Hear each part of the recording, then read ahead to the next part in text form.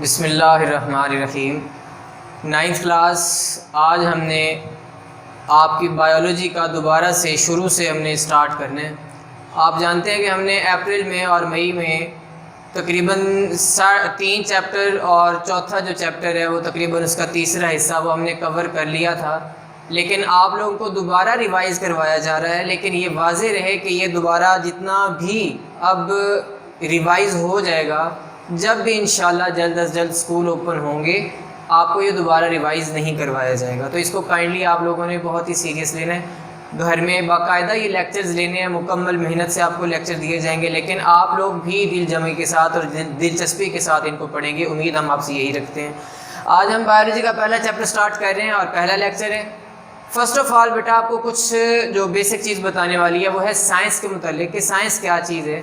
Science बेटा एक ऐसा नॉलेज है, एक ऐसा सिस्टमाइज्ड नॉलेज है जो कि हमें ऑब्जर्वेशंस और एक्सपेरिमेंट्स और रिज़ल्ट से हासिल होता है। मतलब मुशाहिदात किए जाते हैं, फिर उनके ऊपर तजर्बात किए जाते हैं, फिर उससे रिज़ल्ट हासिल किया जाता है। आपने फ़िज़िक्स में इसको नेचुरल फ़िलासफ़ी की सूरत में पढ़ा है। नेचुरल फ़िलासफ़ी यानी कि साइंस या फ़लसफ़ा एक था, एक नॉलेज था बहुत ज़्यादा, जिसमें मुख्तलिफ़ जो चीज़ें हैं वो पढ़ी जाती थी, मुख्तलिफ़ चीज़ों के बारे में जाना जाता था, लेकिन वो एक ही जगह पर मुकम्मल इकट्ठा करके उसको स्टडी किया जाता था। मगर बाद में उसकी फिर ब्रांचेस बनाएगी। फ़िलहाल हम साइंस की जो डेफिनेशन है उसको समझने की कोशिश कर लेते हैं। बेटा ऑब्जर्वेशंस और तजर्बात फिर नताइज, एक एग्जांपल दी जाती है इसके मुतालिक, वो एग्जांपल आपके गोशगुजार करना चाहूँगा। सबसे पहले कि जिस मिसाल के तौर पे इंसान जो है ये शुरू में शिकारी था, जंगलात में रहता था और शिकारी था। ये जब तक इसको आग का नहीं पता था कि आग भी कोई चीज़ होती है, ये बग़ैर आग के जो जानवर होते थे उनको धूप पे सुखा के महीनों इस तरह से मुख्तलिफ़ तरीक़ों से फिर उसको खाता था, बग़ैर यानी उसको भूने बग़ैर पकाए खाता था।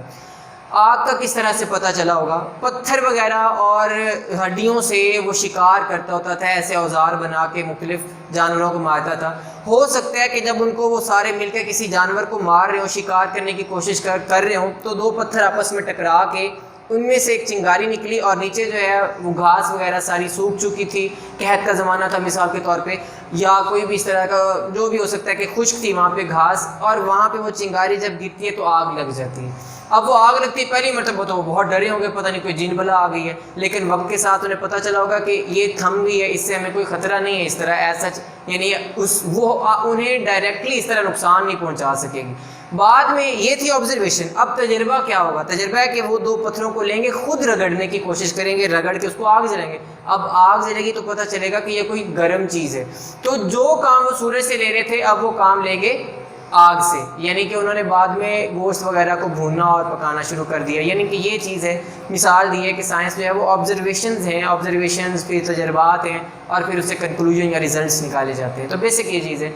साइंस क्योंकि वक्त के साथ साथ जैसे जैसे तजर्बात होते गए, ऑब्जर्वेशंस में इजाफा होता गया, डिस्कवरीज़ में इजाफा होता गया, बिल्कुल ऐसे ही साइंस का नॉलेज बढ़ता गया। तो उसको फिर इकट्ठा एक जगह पढ़ना मुश्किल था। उसकी फिर कैटेगरीज बनाएगी, जिसमें फ़िज़िक्स है, केमिस्ट्री है, बायोलॉजी है, मैथमेटिक्स है, जियोग्राफी है, जियोग्राफी भी साइंस होती है। तो ये तमाम चीज़ें जो हैं ये साइंस के नॉलेज को इनको यानी कि हमने डिवाइड कर दिया, जिनमें से एक बायोलॉजी है। बायोलॉजी की अगर हम डेफिनेशन करते हैं तो सिंपल तरीन अल्फाज में कहें तो स्टडी ऑफ लाइफ, यानी कि ज़िंदगी का मुतालिया। लेकिन एग्जाम में डेफिनेशन करेंगे the branch of science that deals with the study of living organisms, यानी कि साइंस की ऐसी ब्रांच जो लिविंग ऑर्गेनिजम्स के साथ डील करती है, उनका मुतालिया करती है। दो ग्रीक वर्ड से बायोलॉजी का वर्ड जो है वो ड्राइव किया हुआ है, एक बायोज है और दूसरा लोगोज है। ये MCQs भी आता होता है। बायोज मीन अबाउट लाइफ या लाइफ, और लोगोज मीन थिंकिंग और रीजनिंग, यानी कि ज़िंदगी के बारे में सोचना और वजह तलाश करना। ये डेफिनेशन अगर बायोलॉजी की आए, बहुत कम क्वेश्चन आता है बायोलॉजी की डेफिनेशन अगर पेपर में आ जाए तो सोने पे सुहागा है। आपने डेफिनेशन लिखनी है, फिर ये चीज़ बतानी है, फिर एग्जांपल में बता दें स्टडी ऑफ एनिमल्स, प्लांट्स या माइक्रो ऑर्गेनिज्म, कोई भी नहीं कि वो लिविंग ऑर्गेनिज्म है। क्योंकि फिर हम आ जाते हैं इसकी डिवीजन्स पे। पहले डिवीजन्स हैं, फिर इसकी ब्रांचेज़ हैं। बेसिकली इसकी डिवीजन और ब्रांचेज़ जो हैं इनको ज़्यादा फ़र्क भी नहीं किया जाता, फिर भी डिवीजन और ब्रांचेज़ में थोड़ा बहुत फ़र्क है ज़रूर। जैसे कि यहाँ पे 3 डिवीजन्स है बायोलॉजी की, शॉर्ट में आ जाएगा कि write down the divisions of biology, short question में तो तीनों लिखेंगे, डेफिनेशन भी लिखेंगे, एग्जांपल भी लिखेंगे। सबसे पहले हमारे पास है ज़ूलॉजी। ज़ूलॉजी है जी द डिवीजन ऑफ बायोलॉजी। बेटा ये सब डिवीजन्स में, तीनों डिवीजन्स में ये एक सांचा आपके पास होगा, the division of biology that deals with the, यहाँ तक स्टडी ऑफ एनिमल्स, यानी कि ये वो बायोलॉजी की डिवीजन है जिसमें एनिमल्स की स्टडी की जाती है। जू जो वर्ड है, चिड़ियाघर, उसमें जानवर होते हैं ना, तो उनके बारे में स्टडी की जाएगी तो वो ज़ूलॉजी कहलाएगी। और एक बात बहुत अच्छे से याद रखनी है, आप जब बायोलॉजी के स्टूडेंट हैं तो आप एग्जाम्पल कोई अच्छे वाली एग्जाम्पल देंगे। मसलन यहाँ पे ज़ूलॉजी में हम एनिमल्स की स्टडी कर रहे हैं तो मैं कहूँ स्टडी ऑफ डॉग, मैं कहूँ study of cat, study of bat, ETC, इस तरह की एग्जाम्पल्स नहीं, बाकायदा कोई पूरा ग्रुप है एनिमल्स का, उसका नाम बताएं। जैसे कि आपने 5वीं क्लास में वर्टिब्रेट्स इनवर्टिब्रेट्स पढ़े थे, तो उनमें वर्टिब्रेट्स जो हैं यानी कि रीढ़ की हड्डी वाले जानवर, तो उनमें फिशेज, एम्फीबियन, रेप्टाइल, बर्ड्स और मैमल्स वगैरह आपने पढ़े थे, तो ये एग्जाम्पल आप लोग दें। फिर बॉटनी आ जाती है जी। अच्छा, अगर हम इनको उर्दू में समझने की कोशिश करें तो बायोलॉजी को बोलते हैं हयातियात। हयात जो वर्ड है ये इसका मतलब होता है ज़िंदगी, ठीक है, बेसिकली फ़ारसी का वर्ड है।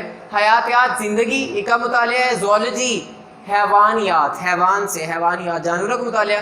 बॉटनी नबातियात, नबातात से, वो भी पौधों को कहा जाता है, यानी पौधों का मुतालिया, स्टडी ऑफ प्लांट्स। पूरी बात लिखेंगे आप जब डिवीजन या जब यानी आपने डेफिनेशन लिखनी है, the study of biology that deals with the study of plants is called as botany.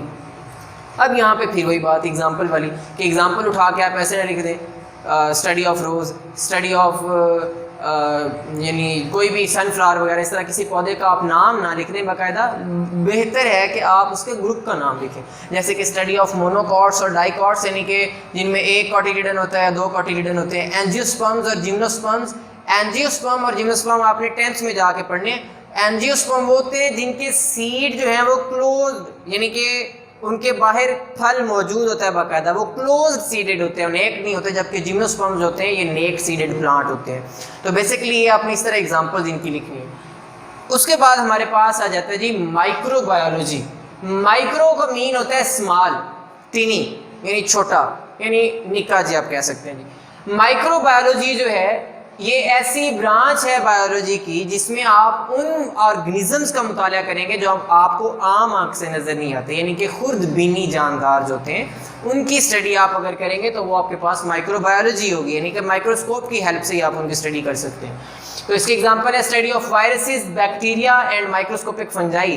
बेटा फंजाई माइक्रोस्कोपिक भी होते हैं, जैसे कि मशरूम है, खुम्बी वगैरह, वो आम आँख से हमें नज़र आते हैं। उसके अलावा खाने पे अगर जैसे कि लग जाती है उल्ली वगैरह, इस तरह की कोई चीज़ लग जाए, यानी कि फंगस लग जाए तो नज़र आती है हमें। कुछ ऐसी ना माइक्रोस्कोप पे जैसे कि यीस्ट जो हमें नज़र नहीं आती। और वायरसेस जो हैं बैक्टीरिया से भी 1000 गुना नॉर्मली वो छोटे होते हैं, और बैक्टीरिया यानी कि इनकी स्टडी की जाएगी तो वो माइक्रोबायोलॉजी में पढ़ा जाएगा। उसके बाद हम आ जाते हैं ब्रांचेस की तरफ। तो ब्रांचेस में बेटा सबसे पहले हमारे पास है मॉर्फोलॉजी। इन सब ब्रांचेस को समझने के लिए आपको बेसिक उसके नाम पे तवज्जो देनी होगी। उसके नाम को समझ जाएंगे तो उसका जो मकसद है, उसके अंदर जो मफहूम है वो आप समझ जाएंगे। मॉर्फोलॉजी में बेटा जो पहला वर्ड है हमारे पास ये मॉर्फ।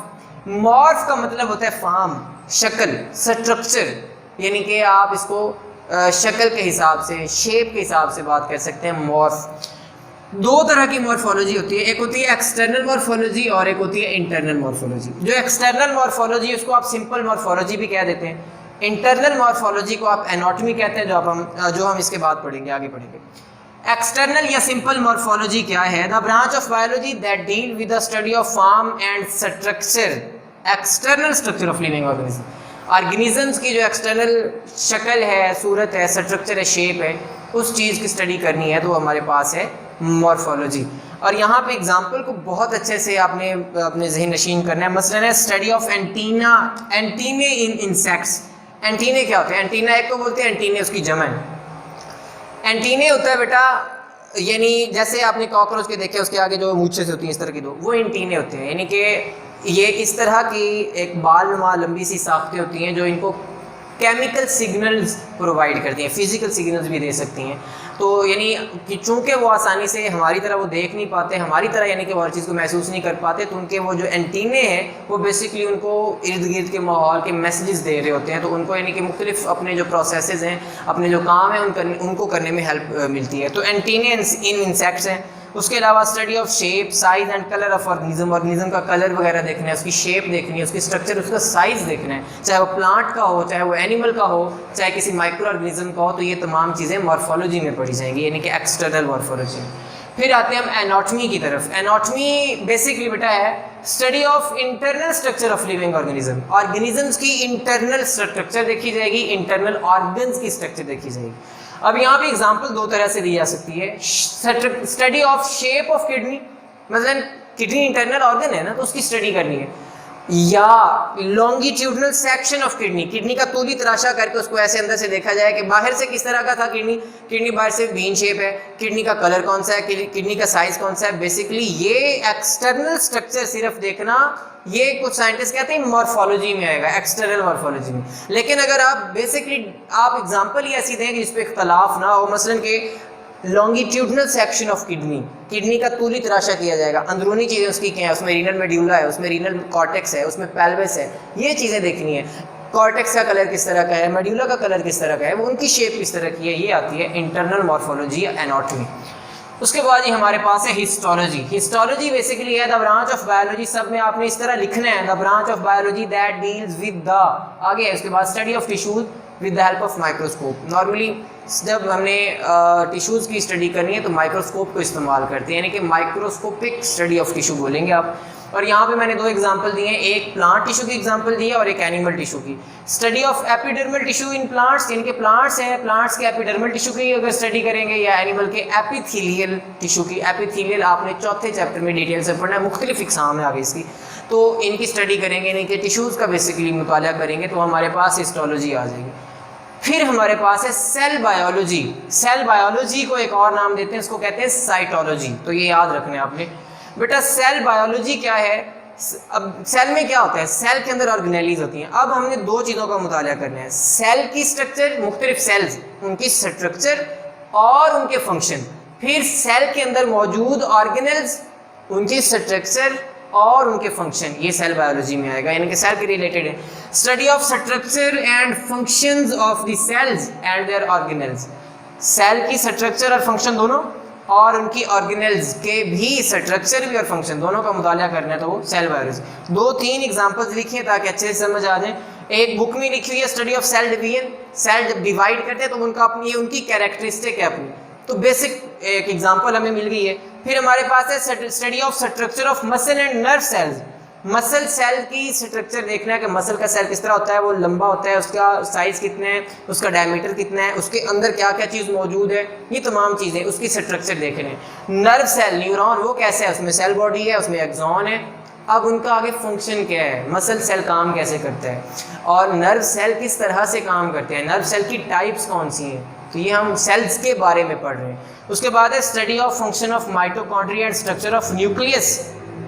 मैंने एग्जांपल दिए, सिर्फ यही नहीं, इसके अलावा भी ऑर्गेनेलिज हैं। तो माइटोकॉन्ड्रिया के हम फंक्शन देख रहे हैं, माइटोकॉन्ड्रिया के मुख्तलिफ फंक्शन है, जैसे कि एटीपी प्रोडक्शन में इसका बहुत बड़ा किरदार है, फैटी एसिड को मेटाबोलाइज करने के लिए इसका बड़ा अहम किरदार होता है, क्रेब्स साइकिल में इसका बहुत अहम किरदार है। फंक्शन देख रहे हैं, इसकी भी स्ट्रक्चर है कि डबल मेम्ब्रेन है, बाहर वाली स्मूथ है, अंदर इसके क्रिस्टल हैं, मुख्तलिफ आपने चौथे चैप्टर में पढ़ना है। और न्यूक्लियस की स्ट्रक्चर कैसी है, न्यूक्लियस में डबल मेम्ब्रेन न्यूक्लियस के गिर्द होती है, उसमें पोर्स होते हैं, न्यूक्लियस के अंदर क्या मौजूद होता है, फिर उसके क्या फंक्शन होते हैं, राइबोसोम की स्ट्रक्चर क्या होती है, उसके फंक्शन क्या होते हैं। इसी तरह से गोल्जी अपरेटस है, गोल्जी अपरेटस उसकी स्ट्रक्चर कैसी होती है, उसके फंक्शन कैसे होते हैं, ये तमाम चीज़ें जो हैं वो आप सेल बायोलॉजी में यानी कि साइटोलॉजी में पढ़ते हैं। तो हमने बेसिकली यहाँ पे डिवीजन्स पढ़ी हैं बायोलॉजी की, और चार जो हैं हमने ब्रांचेस जो हैं वो स्टडी की हैं। इंशाल्लाह अगले लेक्चर में हम इनको कंप्लीट करने की कोशिश करेंगे, और उसके बाद नेक्स्ट जो है हमारा टॉपिक जो बायोलॉजी का वो अगला स्टार्ट हो जाएगा। अल्लाह हाफिज़।